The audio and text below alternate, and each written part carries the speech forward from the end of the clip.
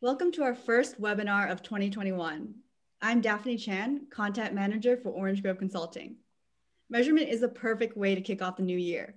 So many of us have targets and goals we want to reach.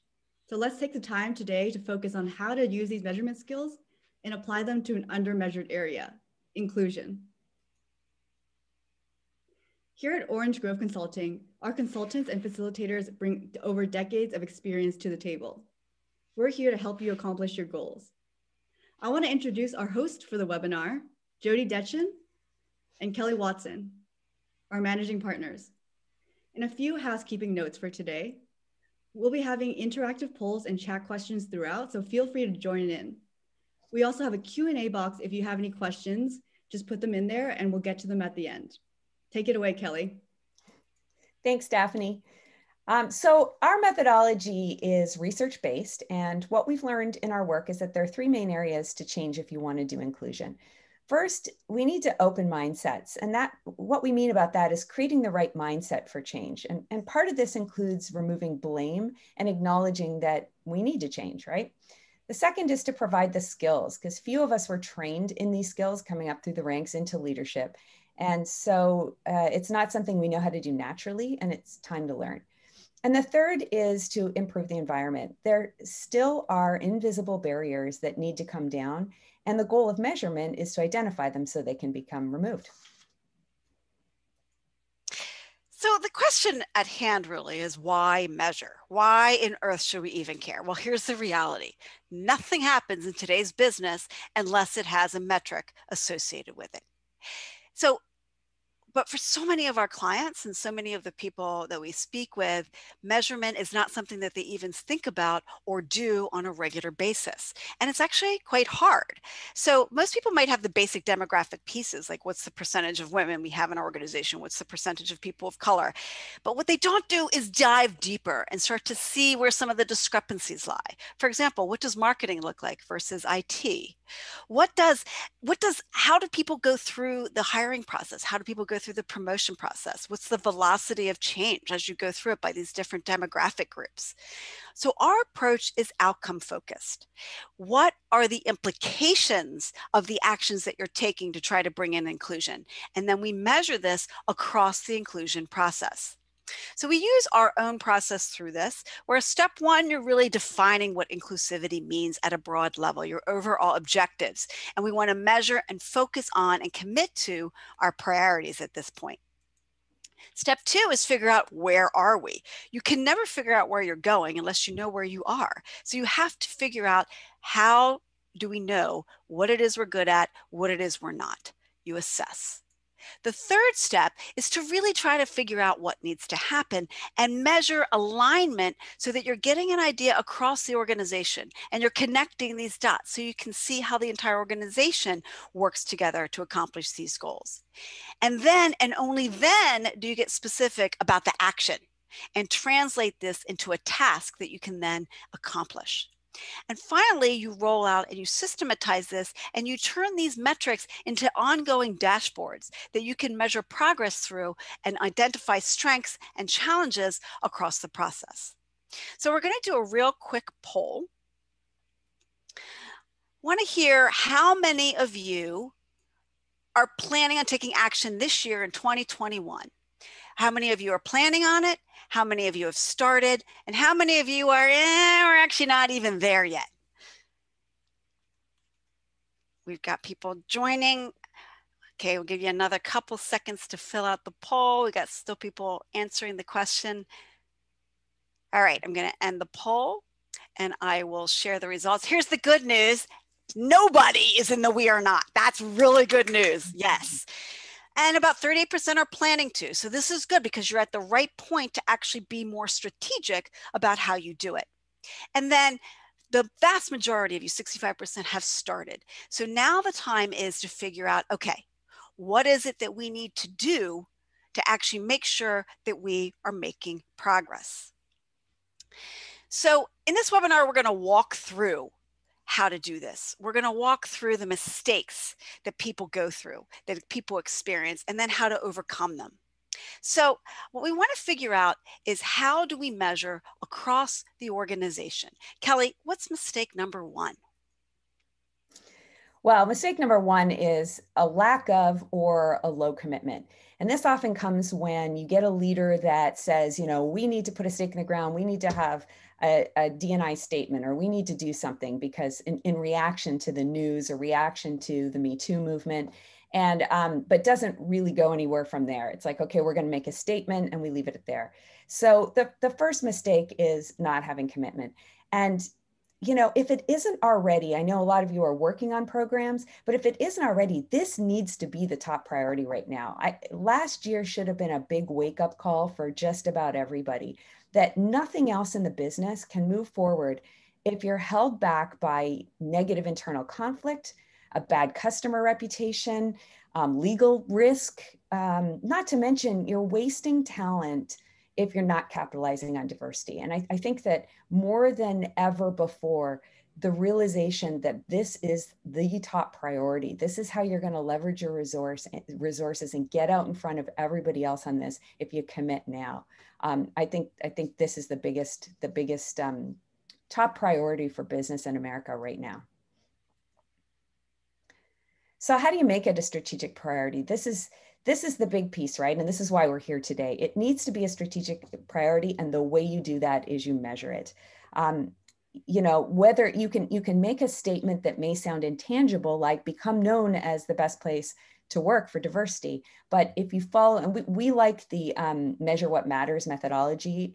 If you haven't read that book, it's a great book, and it talks about, really kind of crystallizes how to set goals for your organization and make them measurable. So we're big fans of that process. So if the strategic objective is to become known as the best place to work for diversity, you know, as measured by an engagement survey that actually improves results in diversity categories, or, you know, another one is referrals from women and people of color are up by 5%. And that can be referrals for business, or it can be referrals for other employees to work here. So these are some key ways to start to operationalize a strategic objective, instead of just putting out there, you know, we want to be known as the best place to work. Well, how is that operationalized throughout the organization? Yeah, I think the problem is it becomes so intangible. So if it's just like become best place to work, nobody knows what to do. Yeah. Mistake number two is you don't know where you are. So if you look up in organizations, this is some interesting research, and people see maybe one woman or they see one person of color, they actually generalize and think that everything's fine, that it's 50-50 or 1/3 and 1/3. And this is just human nature, right? This is human bias at work. So what we have to do is you got to measure the numbers so that people know what they are. So the other thing that happens is that they'll get the numbers and then they won't analyze them. So one organization that we were starting to work with measured everything, but then they didn't disaggregate by the different categories. So it looked really good. The data all looked good because it was all combined as to one static metric. Instead of teasing underneath it, because once you tease underneath it, you start to see the differentials. So knowing where you are helps you figure out how you're going to get from today to where you want to be. And plus, by the way, you might be doing some good stuff, and this will capture that too. So what are we talking about here? What we're talking about is assessing. So you get out of it by assessing, and you literally measure the perceptions and the numbers across the organization. We measure the difference between perception and then the experience of the different demographic groups. So for example, do people perceive that they're getting the opportunities? And then are they actually getting the opportunities? What's the difference? And you can see the gap. And as you disaggregate the information by different demographic groups, you will see exactly what's going on. We use these 12 different areas so that we're really looking holistically across the organization. We're not just looking at one piece, we're looking across the organization so you can see all the different components. So for example, recruitment's one piece, but we also have work-life synergy or even role modeling and what people think about it. Now, the way we approach this is we have 3 different ways to look at this first assessment. First, we survey the whole organization, and we usually get very high percentage response rates because this is coming from that high level commitment. So you can get 70 to 75% of your organization giving their feedback on what's going on. We then interview about 10% of the organization so we can get the color. Kelly likes to call it the gossip of what's really happening. And then the third thing we use is the data, the HR data, and we triangulate this so that you can really see the depth and nuance of what's happening and how it's happening. So let's just look, for example, at the recruitment process and let us see what's going on. So one of the questions that we ask is, are our leaders effective at interviewing diverse candidates? And this is a perceptual question. And what you can see here is that the men think they are, and people that are white think that they are. But women and people of color don't. You've now got a red flag. You now get to see a gap. We can follow up with another question. So are we consciously recruiting diversity? And again, you're starting to see the same response. So therefore, we've got a problem because women and people of color are having a different experience than men and white people are. So now we have to look at what's happening. This tells us that there's a problem. Now we have to do a deeper dive so we can figure out where that problem lies. So what we want to do is we want to measure this across the pipeline. And again, I'm going to use the hiring pipeline as the process example. So we're not just measuring the final results, how many people of color, how many women did we hire? We want to measure it at each stage of the process. So we want to measure the number of applications. We want to measure the number of interviews. We want to measure the number of final candidates. And then we want to measure the number of ones that got the offer and then the number that actually got accepted. So now what we can see is that if we don't have enough applications, okay, let's go to the front end. How are we advertising it? Where are we sourcing these candidates? If we are finding that people aren't making through the interview process, okay, we've got a problem with the interview process. Let's do a deep dive there. Maybe it's in the decision-making process. And so what ends up happening is by measuring each component of the process, you immediately hone in on where the problem lies. And now you can solve it. Let me give you an example. So what we're seeing out in the marketplace is that companies are really they're doubling down on where they're hiring. Everybody's hiring. They're widening their search. They're going to HBCUs. They're going to community colleges, or they're going to non-traditional colleges to do all this hiring.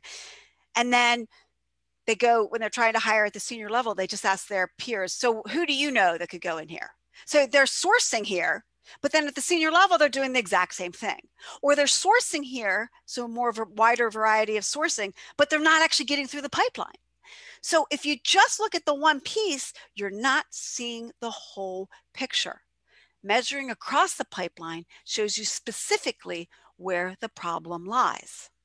And if I could just add to that, there's one more thing, and that is doing it by department, by leader, because again, there could be a variance. The variance itself couldn't be process related and likely is, but oftentimes it's individual related. There could be an area where a group or a department has a different set of skills and needs to be upskilled. So by taking it apart and then taking it apart at the different levels, we may find, often, for example, there's a reason why we hire a lot of women at the bottom of the organization, but they don't make it through the top, and they get stuck at some point. So it's like fixing the part at the bottom is not going to change anything, right? It's that the actual problem is somewhere else in the pipeline. So it's really important when you're measuring to look through the operations and find all the different places. And then you can compare data and say, look, we have a process that works at this level. Why isn't it working over here? Is it department related? Is it job function related? Is it individual leader related?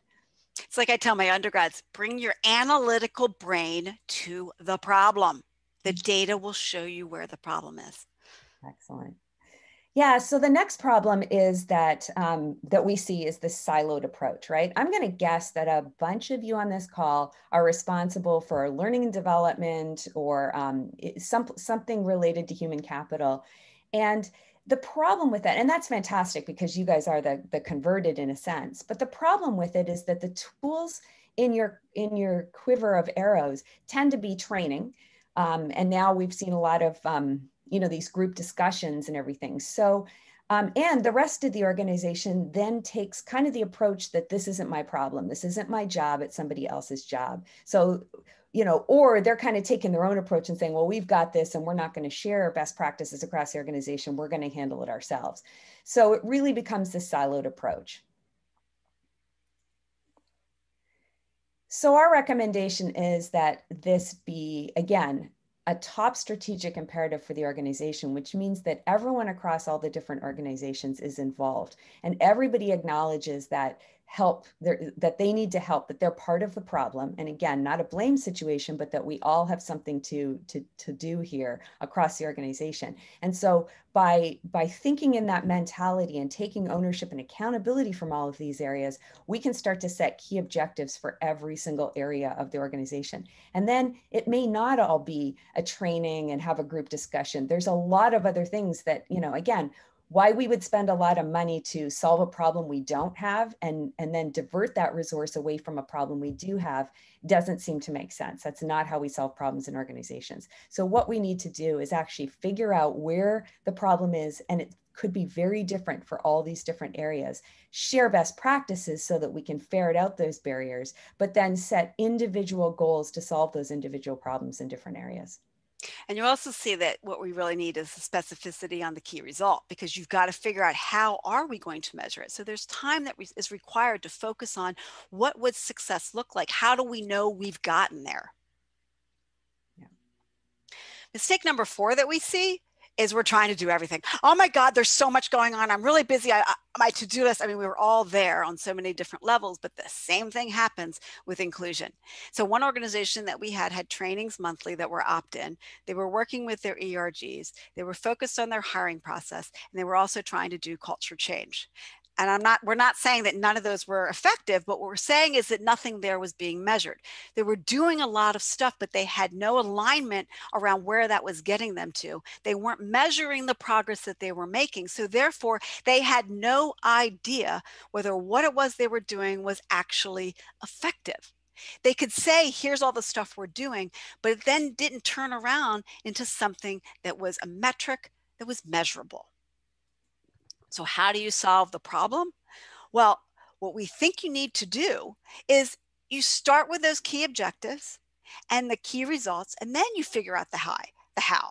So you start with the why, you start then with the what, and then you answer the how. You don't start with the how. You got to figure out where it is you're going and then figure out how to get there.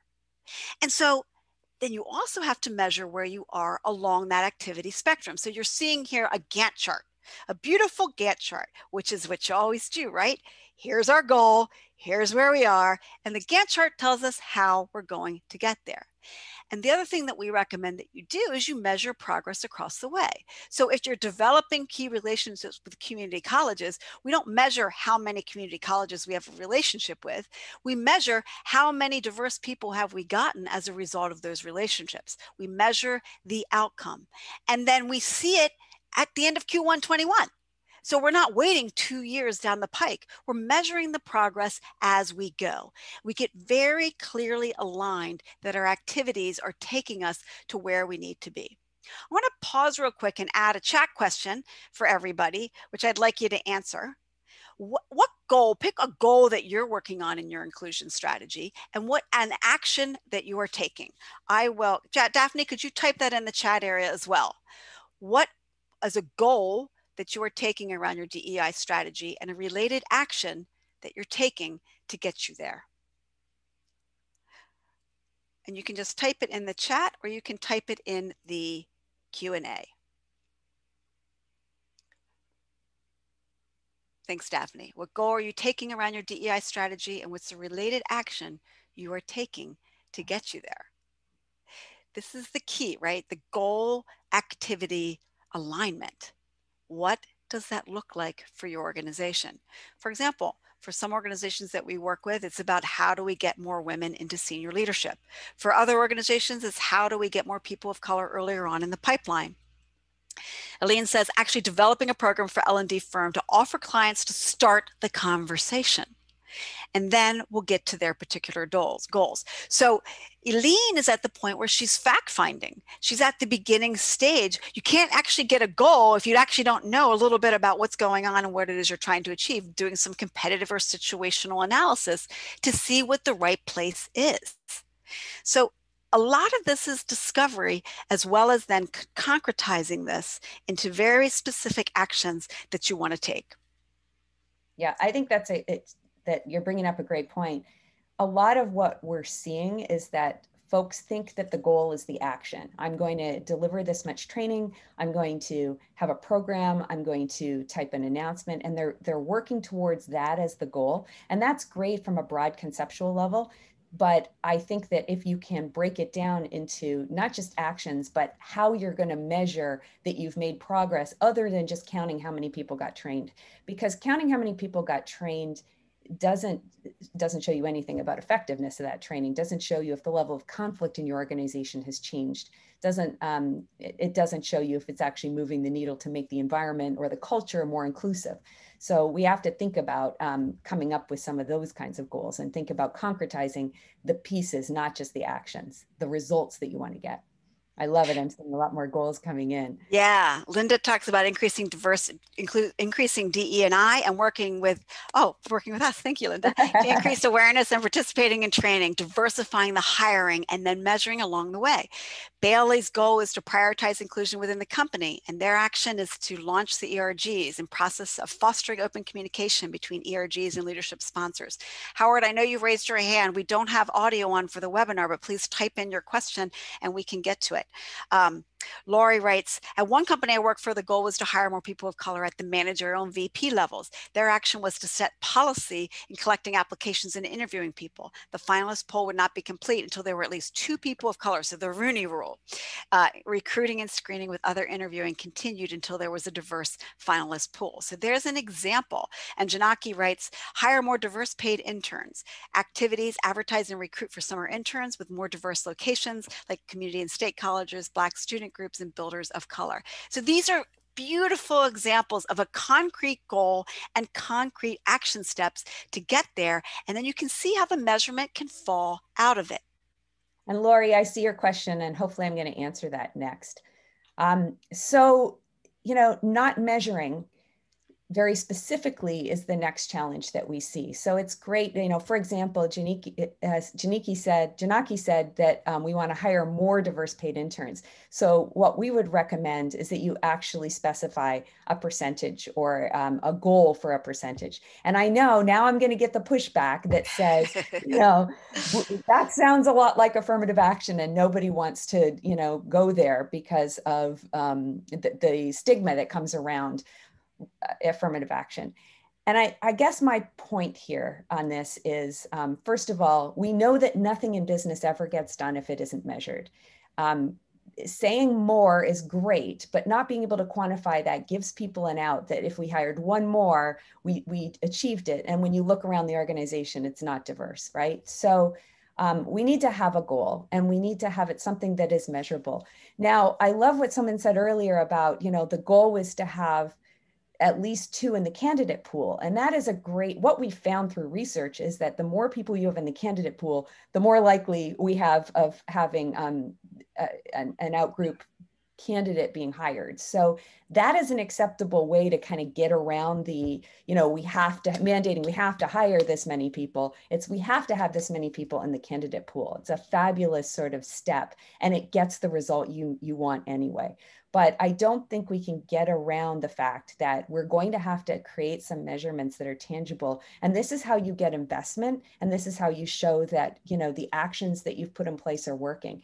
If you can put these numbers on the table and get the organization to commit to moving this needle, you're going to have a better way of measuring whether or not the activities that you're doing and the boxes that you're checking are actually moving this needle. So if you say you're going to, and again, not having too much space between the goal itself and the activities, making sure, back to that measure what matters, that this is the goal and it's measured by this, in this way, in this concrete way, and those behaviors actually feed that goal. It's classic operational goal setting, and yet for whatever reason, we're so reluctant to apply it in this case, and yet it really is the goal. The goal is a diverse organization, so why can't we put some real tangible numbers around it? And we aren't going to get there if we don't do it. Well, and Kelly, what always cracks me up is that because we don't measure, we have absolutely no idea how much talent's being wasted on the table. Yeah. How much talent is walking out our door? How much talent is being underutilized because we're not measuring it? Yeah.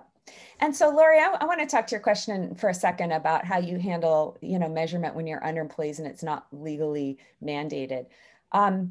So absolutely, people have the option whether or not to self-report. their race or their ethnic origin or their gender identification and those things. And so that, sometimes can become problematic for us as leaders because we can't tell, it's kind of hard to put a number behind something if you can't actually measure that piece of it. And so I think part of this comes from transparency, right? If you're going to ask people to self-report something, there absolutely has to be follow through and, first of all, safety, that their self-reporting is not going to get them ostracized or have a negative reaction from the organization in any way. Cultural, you have to know your culture in that respect. But secondly, when they self-report, if they choose to self-report, and then you put in place some interventions and remove some barriers and see some progress, they absolutely have to also have the transparency around your successes and your failures. That's how you're going to create that psychologically safe environment for people to want to self-report. They have to see progress. Absolutely do not ask them to self-report something and then not follow through and then sort of bury it under the ground and not do something with it. It has to be a two-way street of transparency, accountability at the senior level of the organization, and follow through. Otherwise, don't open Pandora's box. You can go ahead, Jody. Yeah. So the last mistake that we want to cover is this idea of waiting to act, because this is what we see a lot of, and it's this fear. And a lot of the fear is wrapped up in what some of the questions that we're asking. We don't want to feel like we're doing affirmative action, or we don't want to feel like we have these quotas. We don't want to feel boxed in. But here's the challenge that I think we have. Because of this fear, we're not measuring. But when we look around at the competitive landscape, what we're seeing is that it takes around 3 to 5 years of progress to actually really get inclusion to the point where you're starting to see the real benefits. You'll see the benefits earlier, but we're talking about a holistic company-wide piece. So if you don't start on some of this action, you're going to be 3 to 5 years plus however long you wait. This is happening rapidly in the marketplace. So what we're seeing is that you got to start moving on this. And if you want to go at the peripheral, you're not really going to see much change. So what you really need to do is go straight to the strategic objective and focus where you need to act. How do you overcome this mistake, Kelly? Well, obviously it's get started today, right? And we're big advocates of sort of jumping in with both feet, because we're a little bit fearless in that respect. Obviously, you have to know your organization.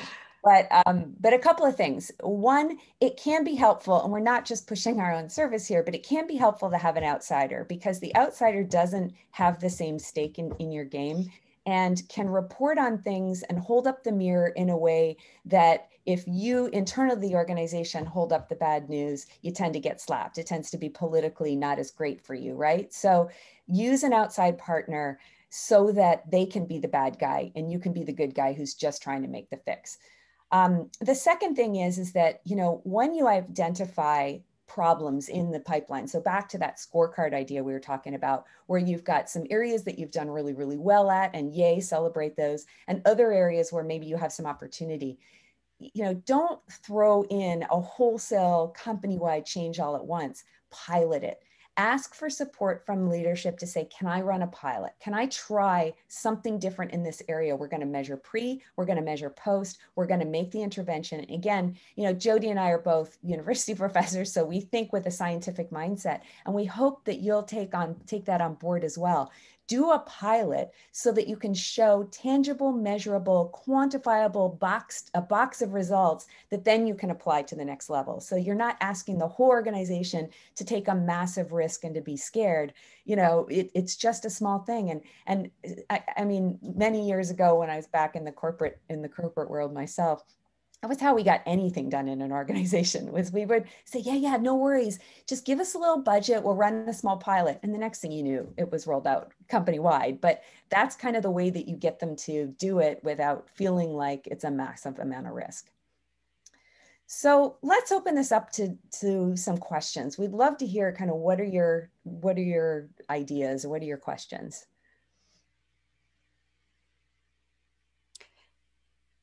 So the first question we have is, can you give us some more examples of things we can measure? Yeah, that's great. I love that. Thanks, Daphne. one of the things we do, as Jody mentioned, is we measure perceptions in the organization by gender and race to see if they're different. And this is important because it highlights the different experiences that different employees are having. And the goal might be to align those expectations, right? So a small short-term goal, one engagement survey to the next may simply be to align the expectations so that at least, and the perception, so that at least, everyone in the organization is experiencing the organization in the same way. And it's often a big wake-up call for leadership because they can often feel like their experience is the universal experience. And we often find it's the number one thing that we find. It's not the case. The second thing is, as we talked about, we measure the components of the pipeline. Jody showed you, for example, the hiring pipeline and not just final results. That's really important, as she said, because oftentimes the whole thing isn't wrong, right? It's not, and again, I talked about that it could even be at a leader level or a department level. And so, you want to be careful about where you're throwing your intervention into the system, and you don't want to throw the baby out with the bathwater. It's not the entire hiring process. It could be just this set of, questions that we ask in interviews, or this set of biases that we have. Another is, as I said, measuring by an individual leader, thinking back, we both have MBAs, and we're never taught in all of the years of leadership skills, we were never taught inclusion. It was not, something that was seen as a developing leadership skill. It's now starting to be in our schools, which I think is great. We're starting to recognize that leaders don't have this skill, but you can imagine a situation where the leaders of today have worked their way up through the system and never had to manage inclusion. And they've been very successful as leaders without that. In the eyes of the performance management system. So really taking apart and looking at individual leadership skills and competencies is an important slice of this that I think a lot of people overlook. You can't just expect a leader who's not measured on this and not, developed in this way to just automatically have these skills. And so being able to be self-reflective and measure this at the leadership level, I think is really, really important all the way up the pipeline. And then the other thing to think about, and we kind of dig into this with that scorecard, is the external impact, the organization's external impact as well, and measuring that, looking at your ads to see what kind of faces are reflected in your advertising. How are products experienced, the products of your organization experienced differently for different people in different groups? And having a mindset to that sort of, I think of it like, it's customer relationship management, right? It's starting to see customers as individuals and how they're experiencing the organization, and thinking about those communities and what is their perception. And so trying to put your arms around that and measuring that, because that can inform a lot of how your processes work internally and how you treat, it could be a very good reflection of how you're treating employees internally as well. Our next question is, I'm struggling with how to measure investments in partnerships, sponsorships, in diverse organizations, both immediate, but more importantly, long-term, year over year, i.e. please advise. So Rolanda, I'm not 100% sure what you're asking, but I think if you're talking about how partners and sponsors are investing, or if you're asking about the diversity within those partners and scholars and sponsorships, I think I probably would measure both, right? I would probably measure what other places are those partners investing in, where else are they sponsoring, and then you track how their investment in you changes over the years. So I would track it every year in terms of the amount of money, the amount of time, the amount of resources that they're spending. You might also do some background investigation and see what their views and work is in terms of their diversity, and then track that year after year. So I'm not sure if that totally answers your question, but basically what you do is you figure out what are the pieces that matter to us, and then start to track that. Almost everything can be measured. Well, and Jody, we've done this with a few organizations where we've actually looked at the formal mentorship program itself and counted how many men are mentoring men, men are mentoring women, whites are mentoring people of color, and vice versa, because oftentimes these relationships end up being important, and the role modeling obviously is extremely important. And what we're finding is that, a few women in the organization, for example, are tasked with being the mentor for all women, and that's the only sort of role modeling that happens. And, men kind of get to mentor men, which is fine, but because there's so much bias in the he reminds me of he thing, and in how that role modeling, like that the only way to do something is the way that the people above you have done it or whatever, that actually can become a big source of some of the problems with people not getting the right experiences, not getting the right sponsorship, and not getting the right informal connections in the organization. So we measure those connections. We measure how much time they spend meeting with each other, for example. We measure also how much of the informal stuff is going on. And some of that we do through our, and this will answer another question that's on here, I see, is that we do interviews with people. And so, Jody teases me because it's gossip. We're looking for gossip. But in those individual interviews, we often find, again, we're getting a lens on their individual experience with the organization, but they tell us things about the informal power structure in the company, who really gets listened to, who really, is the person around the water cooler that influences everybody with what they're talking about. And we trace those relationships. And if we find, and as is often the case, that it's the power in the organization is held by one gender or one race as well, then we start to notice some, we start to know some things. And so there's this formal mentorship program, and we see all kinds of interesting things when we look at that and measure that. And then we find the same thing when we look at the informal side. And there's lots of great tools for how to do that, for how to trace relationships in the company. And I would say, it's a combination of some of the clever survey questions we ask. We ask a lot of open-ended questions on the survey too. So then we use some of the linguistic tools to then go count word count and things like that to look at the textual responses. And then we also have these interviews, which are really super valuable. Okay, our next question is, how can we quantify inclusion? We are doing surveys in our org, but what are other options? So hopefully we've given you a bunch of ideas throughout the whole webinar, but I think the key is that you start with the survey and you start with this initial analysis, because that gives you the start where you are perspective. And then you compare that with your goals and figure out what it is that you want to do. So let's just take the situation of performance evaluation. What you can do is you can actually look at the performance ratings of different people, of different categories and different departments and different leaders, and you can see whether there's a bias across people of color, across women, or other demographic groups. And if you see that over time there's been a particular group that gets a lower performance evaluation, you now know that there's a skill set problem or a bias problem. And then you can do a very surgical almost intervention where you're giving that person the skill sets. So one of the things that we like to do is say you need to measure inclusion competencies as well. You need to figure out how well are your leaders being inclusive. What are the competencies? We have a whole tool in order to identify the specific competencies, and then you measure those competencies just like you would any other leadership skill.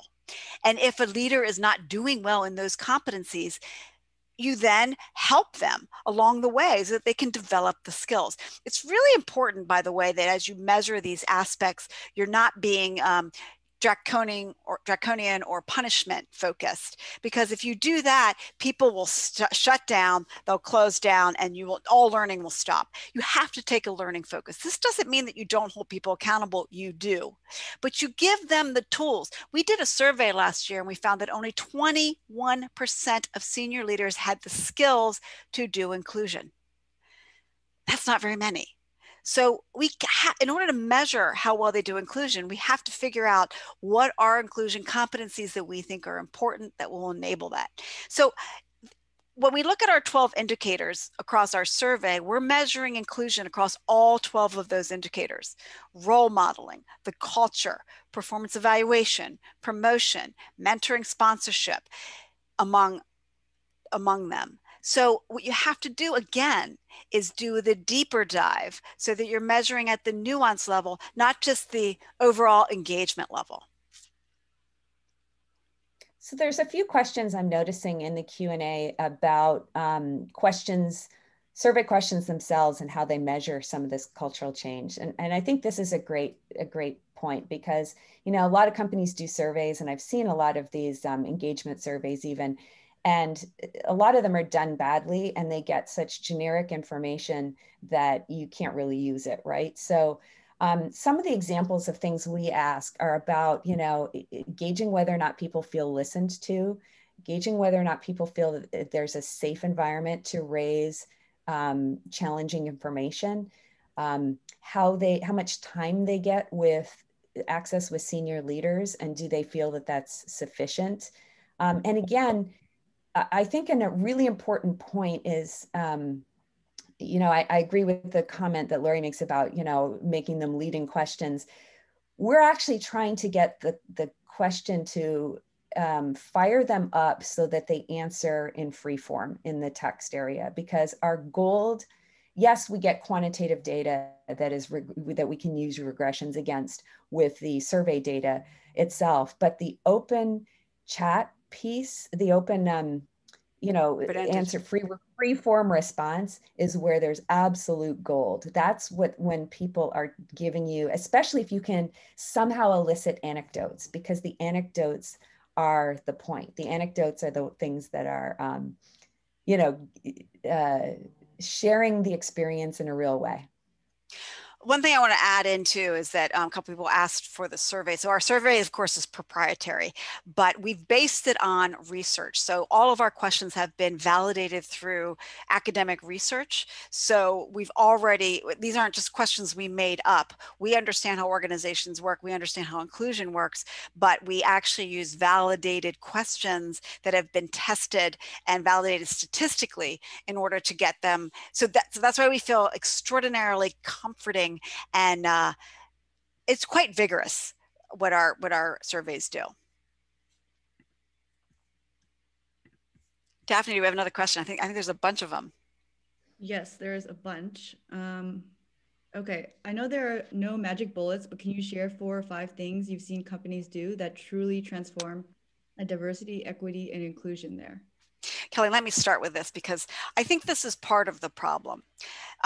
A CEO comes down and says, I want a diverse organization. And everybody's like, where's the switch? This is about culture change. So I've been in organizational change my entire career. And everybody wants the change to be instantaneous, especially in the States. The reality is it doesn't work that way. The problem is that you have to understand organizations were built, and we outline this in our book in a lot of depth. Organizations were built under a certain paradigm. In fact, I was talking to somebody today. Organizations were really built on this hierarchical top-down paradigm. And so therefore, we're just coming out of this. In the last 20 years is when MBA started teaching a more empowering type of leadership. So there are no magic switches. What I would say is, if you want to find the best, most rapid change that you can possibly do, you've got to assess where you are. And then immediately you will see what you're already good at and where your challenge areas are. And then you focus on those challenge areas. Once you get to a challenge area, there may be some quick hits. So for example, let's just say your challenge area is in hiring and it's in mid-level hiring. Well, a very quick fix is you can say, we're not going to use people's personal networks to find people. We're going to go out and we're going to go to our recruiters and say, you've got to give us 50% diverse candidates, or we're going to go make connections with other organizations. Like, for example, the Boston Club here in Boston that has a bunch of diverse senior women in it. We're going to make connections with some of these places to try to source this. So that is an area actually that doesn't take much time. And so what you do is you change the process, you do the quick hits, and then in the meantime, you're doing more of the substantive process pieces that are going to enable you to make that process the default. The problem we've got in today's business organizations is that the default hiring, the default performance evaluation, the default promotion process is biased. And people do the default because it's easy. If you change the default to be non-biased, to be inclusive, then that's what people will do, because that will be the easiest approach. So that's why there's no quick fix. You've got to really look holistically, and then you have to plan just like you would any other operational change. If you've got a competitive problem with a product, you're not going to say, give me a new product. No. You're going to evaluate, you're going to do all these different steps to figure out, what do you have to adapt about your product? What are the different new markets that you want to go to? You're going to do a whole strategic process around it, and you're going to implement changes around it. so that you can become more competitive. What we're saying is apply the exact same methodology and approach to inclusion. So I'm going to read a question from Michelle. She says she works in the engineering field where there are historically lower percentages of women and people of color coming out of college with engineering degrees. How can we avoid using this as an excuse for lower diversity numbers within the workplace? Are there specific strategies that are helpful for this situation?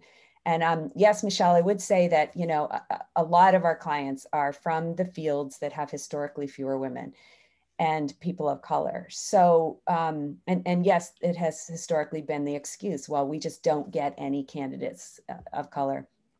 And one of the things we like to do is show not only where the organization's numbers are, but how even given that there are lower percentages of graduates in the marketplace, there's still more percentage of graduates in the marketplace than their numbers are reflecting. So it's a mathematical, you know, we show them, here's the market and here's where you are. So you're still below market. Even if, you know, you can't get to 50-50 maybe, you need to be able to at least get to market. And frankly, if you're going to be a competitive, use this as a competitive advantage, you need to be more than the market. So there really is no excuse in that respect. Well, Kelly, let me interrupt here because I always laugh at this because people have been saying this forever. I was a programmer 20 years ago and people were saying it then. Let me just tell you a little something. If you went to your local colleges in your area and you said, so let's just say engineering, let's just say it's product, we'll just say it's civil engineering, for example. If you went to your local college and you said, we want more diverse civil engineers, go find them and we'll hire them. Guess what? In 4 years, you'll have more diverse civil engineers. That's all it will take. The colleges will go find them. This is a problem of lack of imagination. We have lots of ways to solve this. Just everybody's gone, well, they're not here. I can't find them. It's the classic example of you lost your keys, but you're looking underneath the light because there's light. Go out and build a little bit of a long-term strategy. 4 years. 2 years if you coordinate with a community college. We're not talking about a lot of time here. It just takes a little bit of will. We had a client once that said, you know, we can't find any women who can program in, you know, programmers or whatever. And they, you know, they were looking at people who'd graduated from computer science degrees, you know, whatever. But then in the same conversation, we're saying that, you know, they wanted people who could program in Python. And we were like, well, Python's only, I mean, that's a couple of years old or whatever, or they change at least the switch to now everybody wants to program in Python. That's relatively recent. So how many of the people in your workforce have had to learn Python? Oh yeah, almost all of them. And I'm like, so you can't learn, you can learn it in 2 or 3 years, but we absolutely can't hire people who didn't have this experience 5-10 years ago, you know? And so it defies logic, you know, to and get this, and then we have to close, I know. And then we'll answer all the questions, by the way. We've copied all the questions down and we'll answer them for you. We'll send these out afterwards because I know we weren't able to get to it. But I also just want to say one more thing because I get so fired up about this question if you can't tell. I was a programmer. When I was a programmer, 40% of the programmers were women. And guess what? They left. So just go find them. You know, people don't want to hire, oh, the middle-aged woman. But guess what? They know how to program. Programming is linguistics and logic, people. This ain't rocket science. We're not talking about a neurosurgeon here.